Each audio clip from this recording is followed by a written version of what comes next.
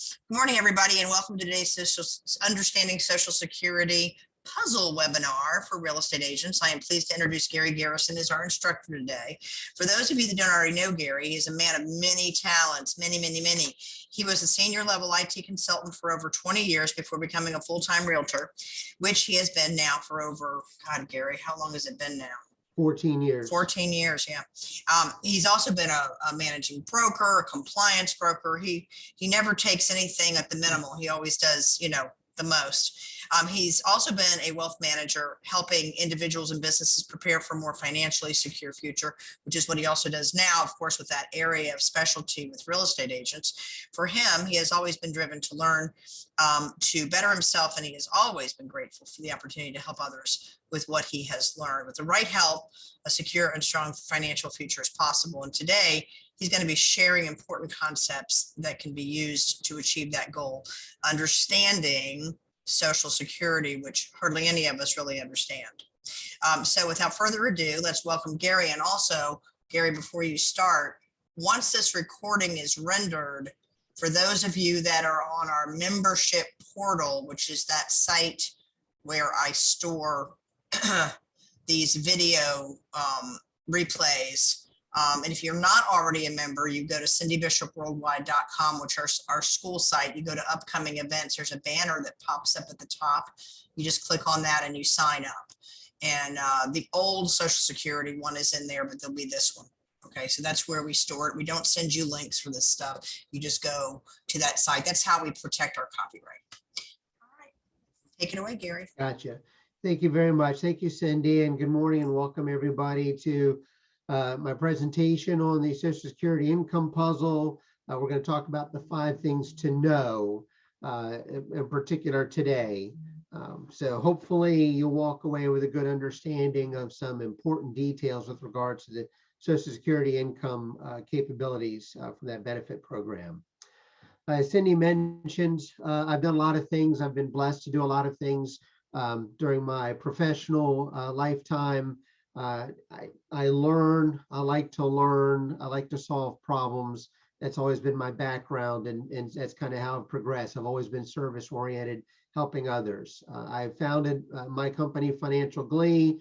I call it the silly name, serious mission, but I always want folks to find that financial happy place, if you will, with regards to their pre-retirement and during their retirement years and even afterwards. And that's something that's very difficult for us to obtain, which is why it was so important to me and why I specialize on the real retirement income side. And I focus on solutions where your money stays your money, because that's the only way you're really going to be able to grow it. And luckily, I've been trusted as a consultant for over 30 years, really solve complex problems. And I've been fortunate enough to develop a nationwide team of expert resources to help ensure that nothing gets missed. My objectives whenever I work with my clients is to help them find a better way to eliminate their money worries, protect against the unexpected, rebuild and grow their retirement money, establish a guaranteed retirement income stream. You're not familiar with that. That's really creating your own personal pension to make up for some other lost income sources.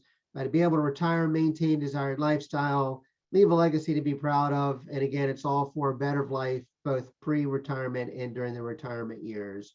So just a couple quick disclosures.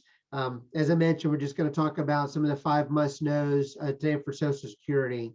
Everybody's needs, abilities, timelines are very different. So I won't be able to really discuss things on an intimate personal level. That's where the one-on-one meetings in person and virtually really it's really where they benefit. That's these discussions, and oftentimes too these discussions are not made in a vacuum. These decisions aren't made in a vacuum. Quite often we'll need to call in either accounting, a tax, or other legal type of experts to enter the conversation, just make sure things are headed off in the right direction for you. So before the end of the day, after the presentation, I will send out everyone, once I've received everybody's email addresses and name, just a response sheet for today's class. And if you can either use the Adobe tools to fill it out and send it back, or you can print, fill it out, scan it, send it back, or you can just send me an email with the information that's on the form back. That'll be great. And that'll be helpful. And then in return, I'll go ahead and I'll send out some great information that's available on the Social Security program, the fact sheets, the tax info on Medicare costs as well, and also include a copy of the presentation slides as well. All right, so we're going to talk about Social Security today, and as I mentioned before, Social Security puzzle, and the reason is it is just one piece of your overall retirement income puzzle. It's an important piece, and in fact, for many, it will likely be their largest source of income, which is why we're talking about this today. So what are the most asked questions? This can be those 5 must-knows that I'm going to be focused on today. Who can receive Social Security income benefits? Where can I find my Social Security income information? When can I begin receiving Social Security income? How to apply for Social Security benefits? And will it be there for me when I am ready to retire? And I left that one for last because that's certainly been the most popular question, I would say, in the last couple of years. And so that'll be an interesting one to go over. So we'll jump right into it. So number one, who can receive benefits? So if you're not familiar with the Social Security program, there are a number of different categories. It's actually funded based on the dollars that you pay from your earned income. So it's whoever the earner is. You're out of your taxes, you pay into Social Security, Medicare, and a couple other things that are all coming out of your paycheck potentially. And so that's going to be the primary benefit earner, or is going to be that an individual that has worked. They use the top 35 years for calculating what that benefit will be. And if you don't have 35 years, they'll insert zeros into the other years as they factor in their calculations. What that also means too is as you are continuing to work, and it's typically as we get older, we earn more in our later years than we did in our earlier years. There's a very real possibility that that income number will continue to grow. Even after you've started receiving the benefit, it can grow as well.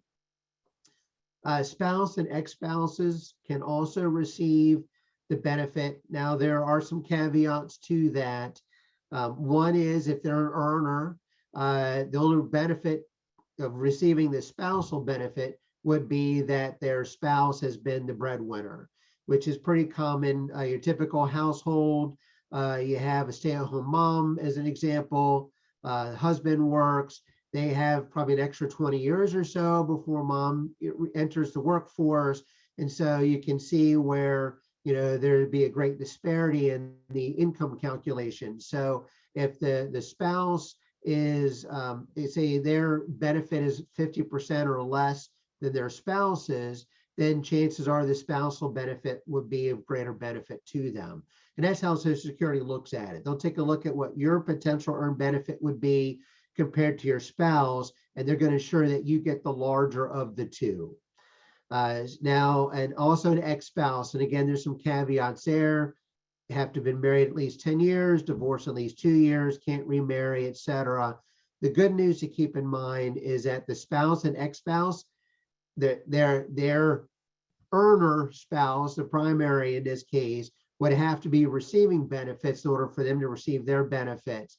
But them receiving their benefits does not deduct from anybody else receiving their benefits. So, I can be collecting my benefits. My wife could be collecting spousal benefits as an example, and it won't change my benefits. Now, when we look at this next category, widow, widower, and divorced widow, widower, the scenario is going to be the same, except that the example I gave before, where both myself and my wife could be receiving benefits at the same time based off of my earnings. Say I were to pass early and my wife, who is a worker and has been contributing to Social Security, say her benefit is still going to be less than mine. she will not be able to receive both benefits. She'll only get the higher of the two. So it's something to keep in mind. But as a widow or widower, same for the divorced widower category, they can, they're also someone else that could be eligible to receive benefits, even if they haven't contributed to Social Security themselves. Caregivers, so these bottom four here, starting with the widow, are all survivor categories. So the caregiver, so if the spouse, and there's age requirements for some of these we'll go over a little bit later. So caregiver of, say, a child 16 and under or with a disability could receive benefits regardless of age. Unmarried child under the age of 18 and dependent parents 62 and older could receive benefits. They needed care, they were living with a child, and that child sadly passes, predeceases them. They could potentially receive benefits off of their child's earned benefits. Now, Social Security does have a couple other income categories, which I really wasn't planning to focus on today, but it's important that you know they exist. Individuals with disabilities that qualify may also receive Social Security income benefits.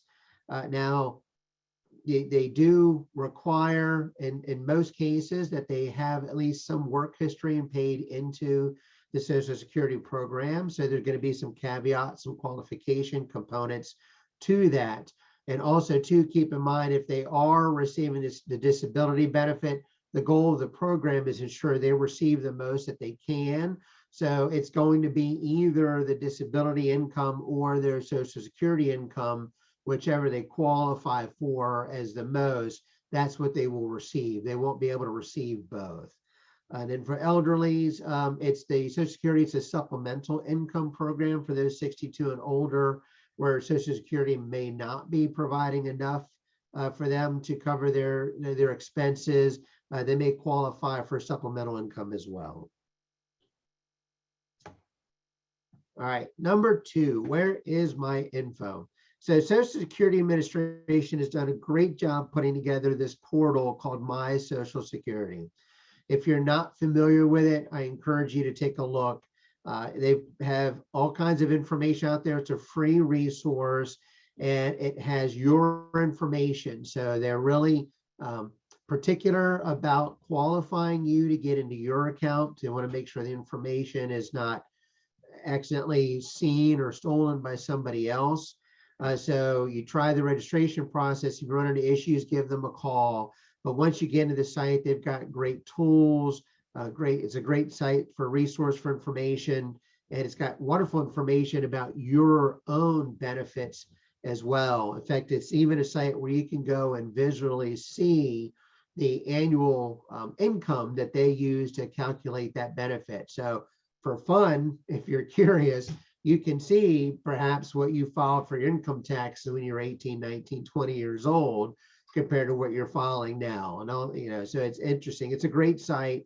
And you'll have here is the link for this site to go ahead and either sign in there or to create an account so you can sign in.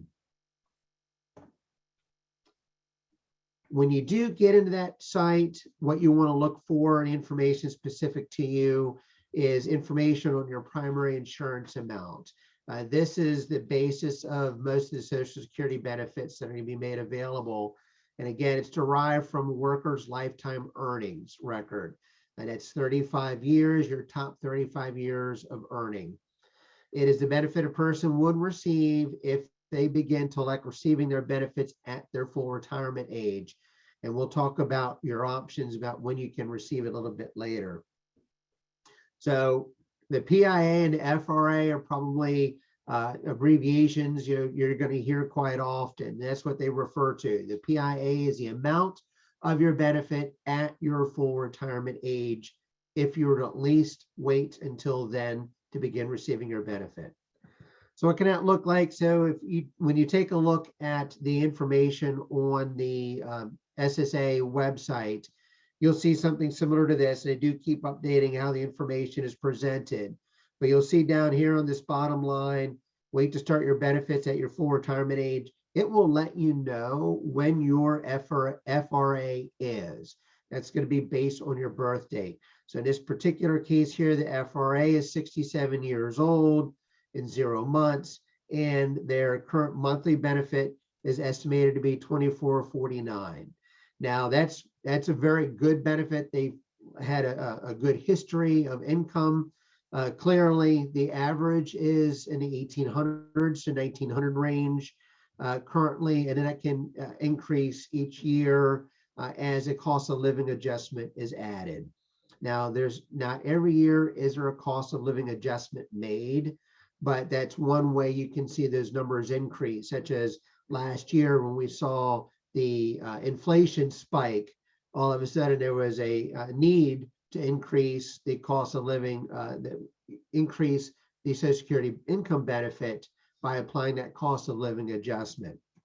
Unfortunately, it's after the fact. So anytime I do financial planning with my clients, one of the things we have to factor in are income needs with regards to Social Security benefit, especially knowing that inflation will impact them and degrade the value of that dollar before any adjustments are made.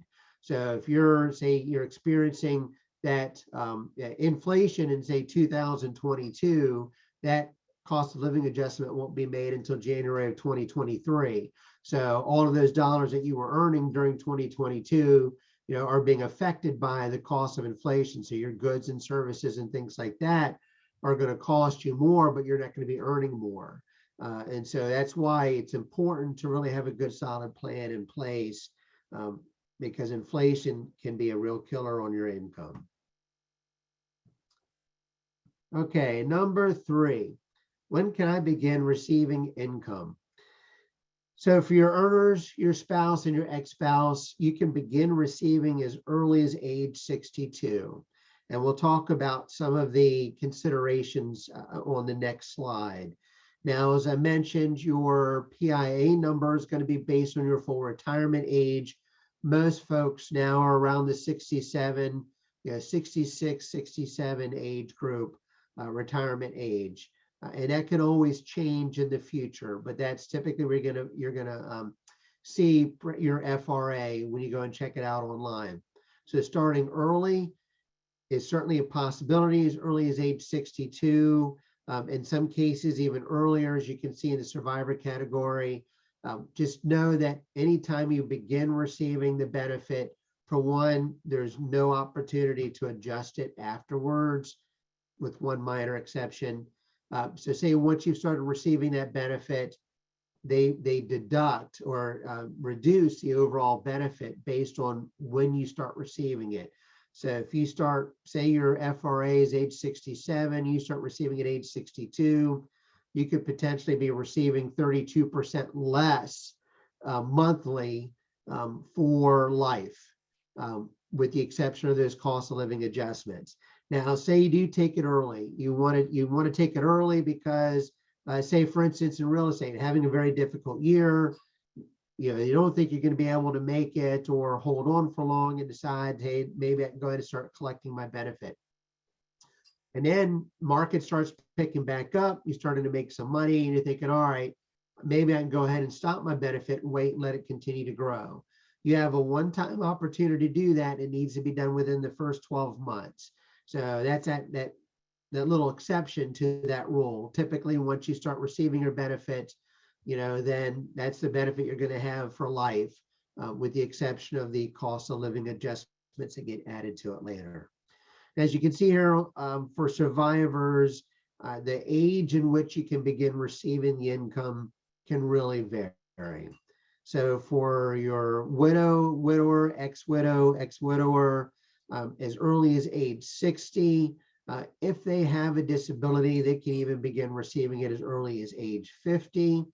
Now, if they say you happen to have a child that's under the age of 16 or has a disability of the deceased, then their age for the spouse doesn't matter. At that point, they can begin receiving it. Unmarried dependent children up to the age of 18 are also eligible to receive survivor benefits. and then parents financially dependent on a deceased child, as I mentioned on an earlier slide, may also be eligible for survivor benefits as early as age 62 for them. So what are those considerations? As you can see here, there's quite a bit that a good financial planner really looks into in order to make sure that the decision that is made makes actually the most sense for you in your particular situation. Some of that conversation that Cindy and I was having at the beginning. What are your income sources for retirement? How much income could you potentially have in addition to Social Security? Is it taxable income? That's something that would need to be considered. And then when will that income be available? Are there time restrictions on when that income can be available? You need to keep in mind, Social Security benefit will be reduced if you receive it before your full retirement age. So those are just some of the income considerations. What if you're working? Cindy had mentioned one of her considerations that she's going to continue to work. She's full of energy, loves what she does, and that's certainly a consideration. So you need to ask yourself, will you be working between the age of 62, whatever your full retirement age is? If you are, then understand that your benefit could be reduced, either $1 for every 2 or $1 for every 3, depending on when that earning comes in. Now, the good news is that money isn't actually lost. That money will just simply be held by Social Security and then recalculated once you hit your full retirement age. But then what if you're going to continue to work after your full retirement age? Because at any point that Social Security benefit could be taxable depending on how much you earn. So that's why, the working aspect is going to be an important part of that consideration. Longevity, how is your health? What's the typical health lifespan for your family? Do they tend to have any medical issues? Do you have any sort of history, within the family for, cancer, diabetes, whatever? Perhaps your profession could be a dangerous profession that can fall under certainly not only just the working side, but that can certainly impact your longevity. So longevity, another consideration. How long am I expected to live? If everybody in my family passes in their 70s, then maybe I'm looking at 5, 10, 15 years of income needs. Realistically, if I have family members that live in their mid to upper 90s, I might have 30 to 40 years of income that I need to have coming in for me while I'm not working, or maybe while I'm working part-time, reduced income. So you can see how important that is. And then the other is a spouse. Are you married? Were you previously married? As that will help also with regards to other income sources. But actually being married impacts quite a bit with longevity, believe it or not. Nowadays, typical male, the Social Security Administration estimates, or life insurance community, whoever estimates about 84 years of age for a healthy male currently at the age of 65.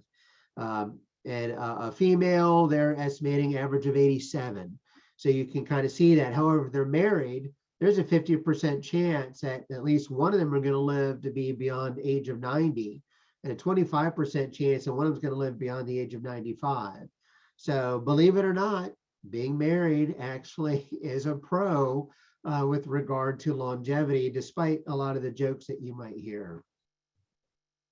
So you can see a lot of things go into consideration as to whether or not you want to begin receiving that Social Security income benefit prior to your full retirement age, or even if you wanted to delay, which you could only up to the age of 70. Once you reach age 70, at that point, you'll begin receiving it anyways. So having a good strategy in place, having a good understanding as to what your capabilities are, certainly between now and then, will go a long way to determine when it would actually make sense for you to start beginning to receive that Social Security income benefit.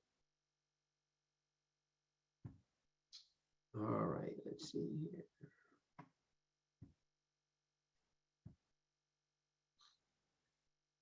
As I mentioned before, Social Security is just a piece of that puzzle of your retirement income puzzle. And so it's important really to just take a quick look at what all the other income sources can be. And you can see some of them are going to be taxable, some of them may, although I don't see Roth on here, some could be non-taxable sources. So there's an awful lot that comes into your overall entire retirement landscape. And you can see Social Security, even the Medicare program, which is part of that, plays a big part of it. You can see here, corporate government pension. Social Security is essentially a pension. It's a guaranteed source of income. Most of us, less than 13% of the population, actually I think the number is much smaller than that now, actually has access to a pension. So if your only pension is Social Security, you can see why when I mention income sources, taxability of those income sources, availability of those income sources is so important, because this Social Security is going to cover at best 40% of your needs, which means you're going to have to find a way to maximize and get 60% or more out of these guys for anywhere 10 to 40 years of retirement, depending on your longevity and your health.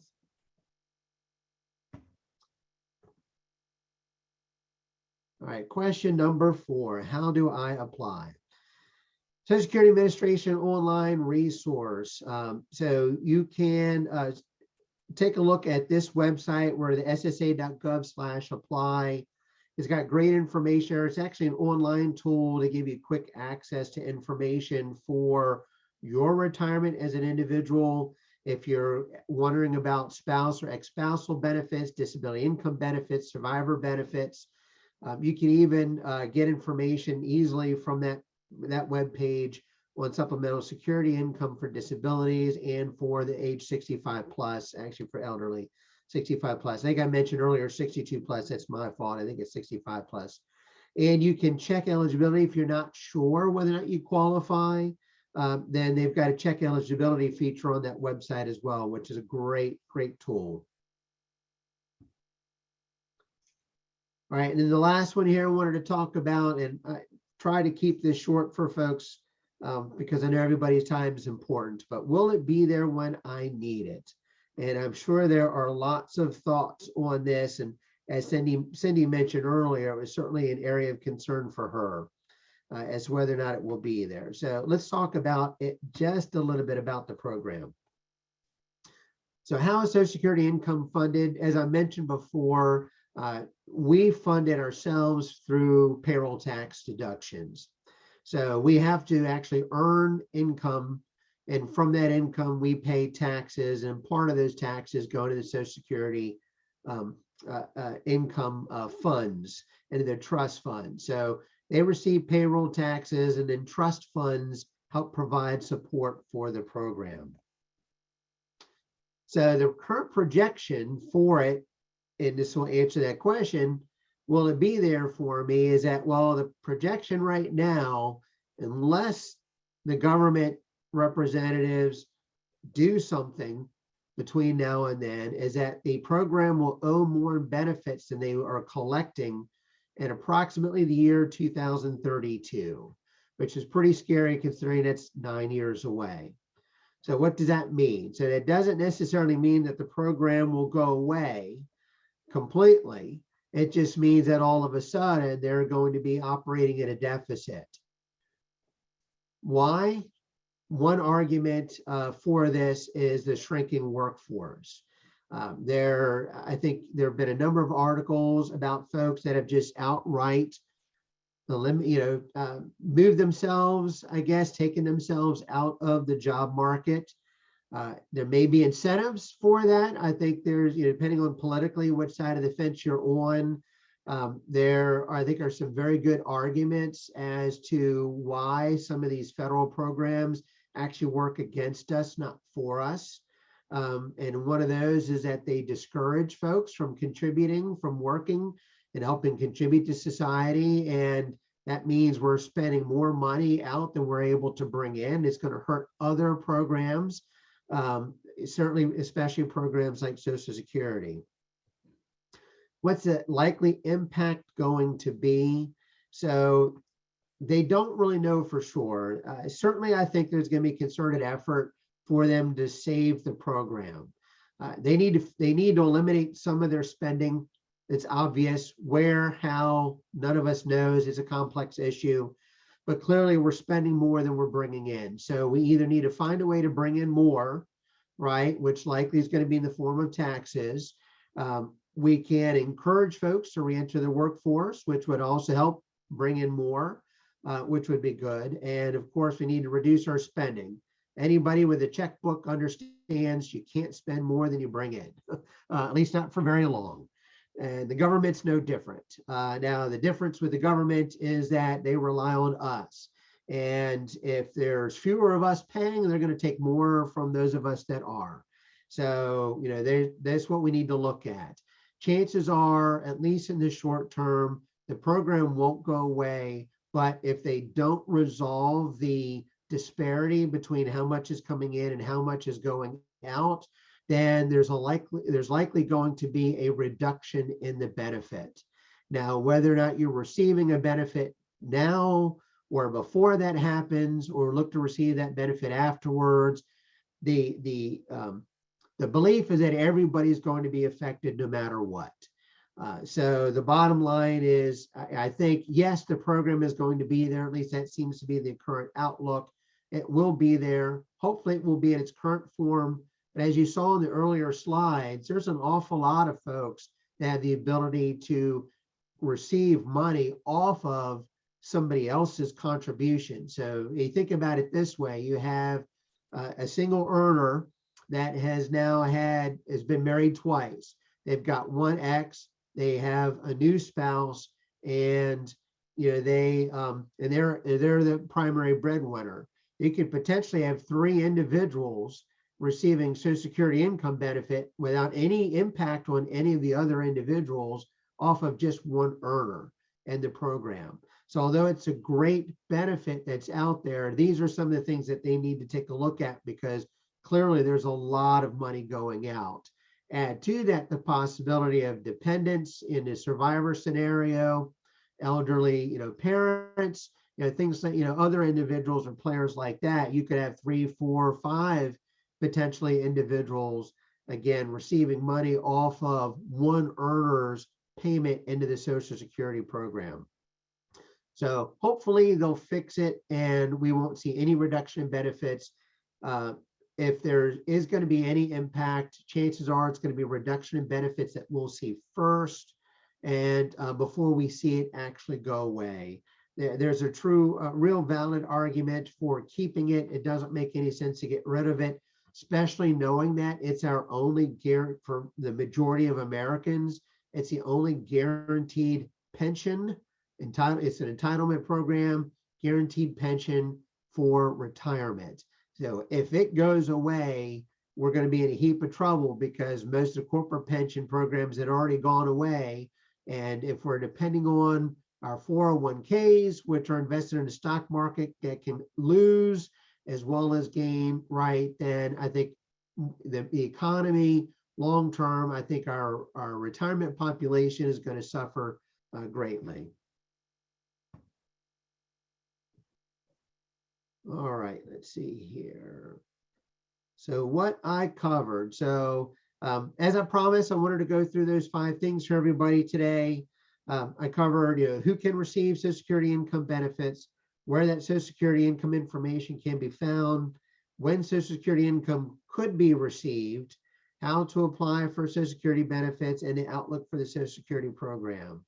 You have any questions? I notice you guys have been quiet. I don't know if it's just the sound of my voice putting you to sleep, or if you're just soaking in all the information. I will say this: whoever signed in, maybe you signed in double using a phone number, you're not going to get any of this information that Gary has that you won't get any other way. 703-380-3331 was the Zoom name, and I have no idea who that is, not on the roster. Yeah, so just let Cindy know. Usually I kick you off, but I left you. I appreciate that. Yeah, I think this is great information. Certainly there's a lot more. Social Security and even just retirement planning in general is very complex, which is why it's important to get an advisor like myself involved as early as you can. Analyze where you are, even if you haven't started, get a good plan in place and really get things going in the right direction. But Cindy, it doesn't look like there are any questions. I've got one. Oh, okay. My full retirement age is 66 and 6 months, an unfortunate number, but and it's going to be in February. My birth date is August 7, but the 666 date would be February 7, 2024. When should I go online and apply? I know when I got Medicare, it was such a hassle just to get through and get registered. So how do I do it without them starting it too soon? I want to get my full retirement age. That's a great question. And so typically the recommendation is you can go in about 3 months before and start the process and just tell them that you want it to start on your FRA. Okay, and who is them? Should I try to go in person to the local Social Security office, or? You could, but you can actually do it online through the website. Okay, well, even that was an ordeal with Medicare, let me tell you. Oh yeah, no doubt. And it's not going to be easy. And actually you bring up a good point. So Social Security Administration, you know, their hands are tied with what they're allowed to do. They're not advisors. And for that reason, they're not allowed to give advice. They can guide you in using their tools. They can give you basic information about their program. But when it comes to advice, that's outside their warehouse, and legally, they're not allowed to give it. So it can be difficult to work with them if that is what you're looking for. I don't recommend it's where you get an advisor involved. But try their website. Like any other service or online service, it could be hit or miss. If it is one of the, say it falling into the miss category for you, give them a call. They're nice people, and I'm sure they'd be able to help you over the phone. I say last resort, maybe go into the office. Okay, what is needed at the time that you apply other than a Social Security number? What else do they need? I think that's, well, so they may ask for other pieces of information just to verify your identity. Now, Okay. if you've, say, set up your account, it sounds like you have online, then you've set up some of those questions, right? This is, you know, test your identity, what was the name of your first school, your first pet, things like that. They may ask some of those questions. They may ask for a past residence, home address or something along those lines, in addition to your Social Security, just to verify your identity first. Okay, and that's online, they ask those questions. Yeah, well, and actually, so yeah, so when you set up your account, if you haven't set the account online, and it's easy to do. It's easier now. When I first started doing this about 4 years ago, they were having some issues with the site. So they've made some improvements. It's a lot easier, but they're really super careful because they want to make sure it's actually you getting access to your information, not somebody else. So don't get too discouraged if for some reason you're filling in information like I was and it's saying, we can't match this. I'm like, but it's me. I know it's me. You know, then give them a call and they can work through that with you to get you into the system. Once you're in the system, they've got some great tools, including the application process where you can go ahead and submit a request to go ahead and activate your benefits. And part of that is going to be when you want those benefits activated. If I've already got Medicare, I'm already in the system. Is that what? So yeah, so Yeah. now you're already in their system, and it doesn't necessarily mean you've created that My Social Security portal account. So you will be in their system, but if you don't have an account, then you want to get that set up. But I would go to that link that I had that I've included on the slide. Go there and try to create an account. And if it says you already exist, then maybe give them, and you don't remember, you can try doing it, forgot my password, see if they'll send that to you. And if that doesn't work, try giving them a call. But it sounds like, maybe you work with them directly to get the Medicare piece set up. So you didn't get penalized for that. But you necessarily go through and create your online portal account.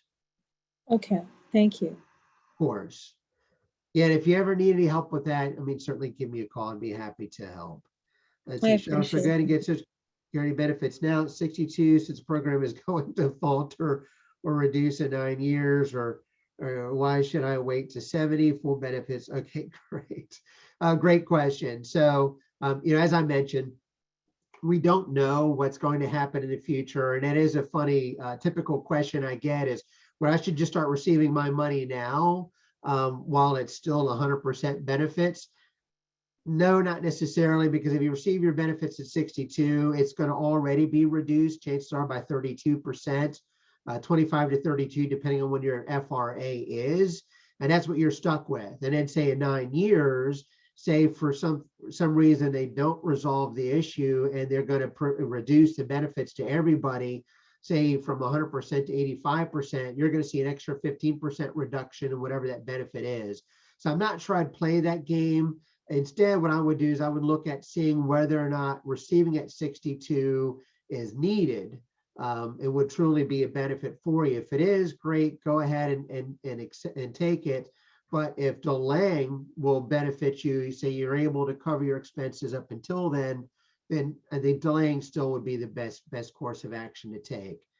As you'll notice, 32% or 25, 32% or so at age 62 up until your FRA. Then you're at 100%.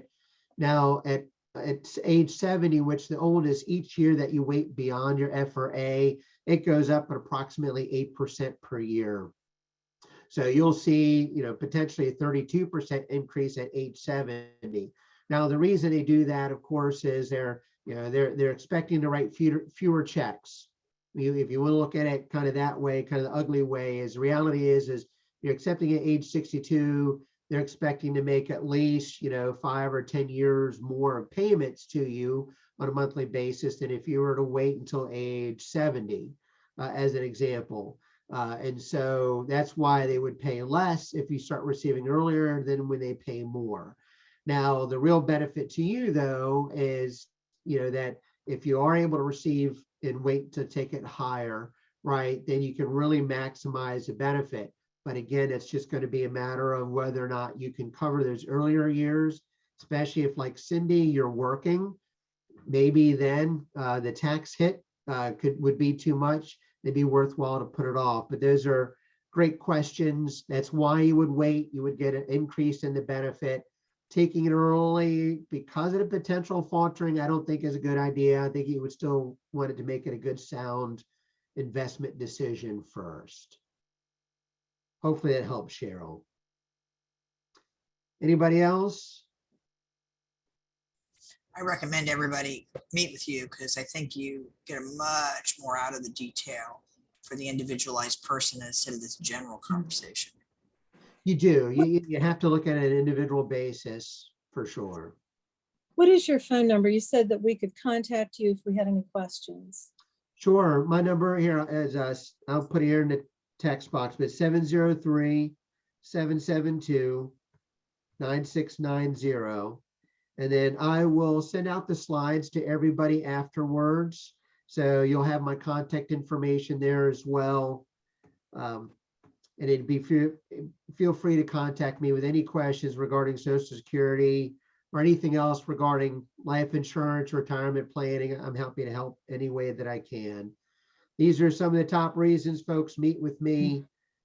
Again, it could be for as minimal as a need as a life insurance policy, both individuals and businesses, or as much as, hey, I really need either to evaluate a plan that I've had in place for a while that might need some updating, or I might need a new plan altogether.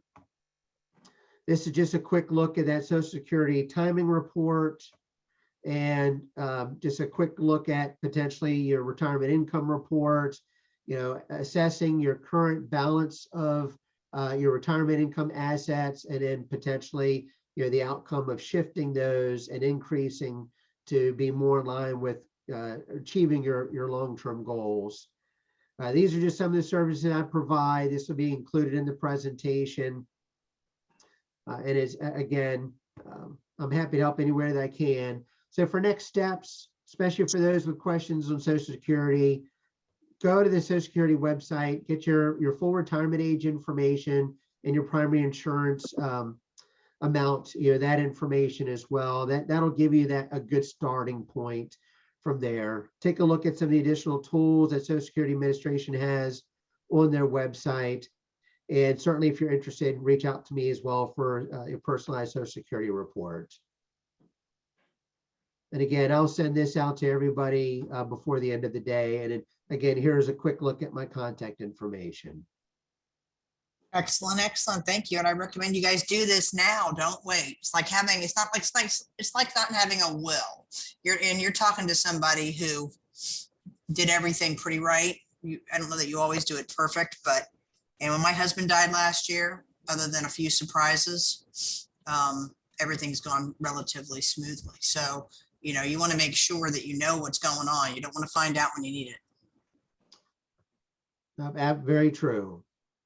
Well, that concludes me there, Cindy. All right. Well, you guys have a great, and you're going to send all this stuff out. Yeah. Okay. So I will. You guys absolutely. will get this. If you don't get it, let me know and I'll let Gary know that you didn't get it. Okay. Yes, please. Because I'll send it from my Call Gary G instead of my Financial Glee, because that tends to be, it doesn't tend to go into the spam folders as often, but if you don't receive it, reach out to Cindy or reach out to me and we'll make sure I get it. Yeah, I'll just forward your all's email to him so he'll know. But you'll get this. This PowerPoint's valuable because it has so much good information in it, but also all the contact information. But you're going to like going through the Social Security system and finding out different things. It's really fascinating, actually. With this, they've done a nice job with that site. Mm-hmm. All right, guys, have a great day. Thanks for coming. Thanks, Gary. You bet. Thanks, Cindy. Thank you, everybody. Have a great day. All right, bye. Bye.